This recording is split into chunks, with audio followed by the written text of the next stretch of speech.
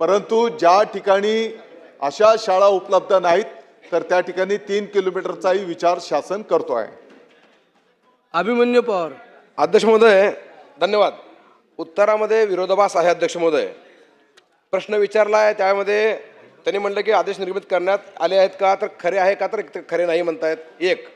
चौथा प्रश्न आहे बंधनकारक करण्यात नियम पालन न करणाऱ्या विरुद्ध काय कारवाई केली आहे का, तर प्रश्न उद्भवत नाही म्हणतायत. एकीकडं आपण कारवाई करायचं म्हणतोय, एकीकडं कारवाई केलेली काहीच नाही म्हणतोय, आपण केलं नाही असं सांगतोय रेकॉर्डवरती. आणि अध्यक्ष महोदय दुसरीकडं विरोधाभास काय आहे, त्यांनी आव्हान केलंय. आता हा शालेय शिक्षण खात्याचा विषय आहे.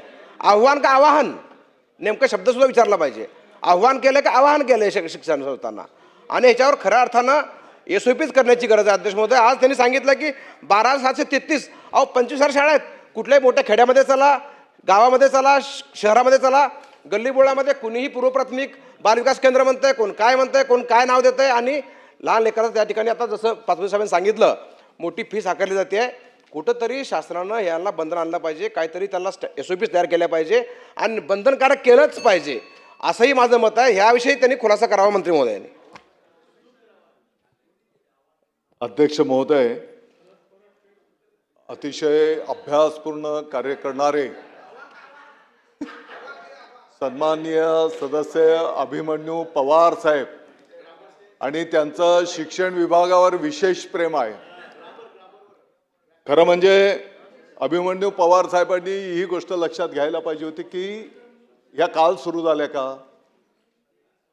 ह्या ज्या पूर्व प्राथमिक शाळा आहेत ह्या काल सुरू झाल्या का, काही वर्षांच्या पासून आहेत ना. परंतु आता शासनाने त्याची नोंद घेत आपण मूळ विषयाच्या गाभ्याकडे गेलो पाहिजे. या विषयाची गांभीर्याने नोंद घेत अध्यक्ष महोदय त्या ठिकाणी विभाग काम करायला घेतो आहे.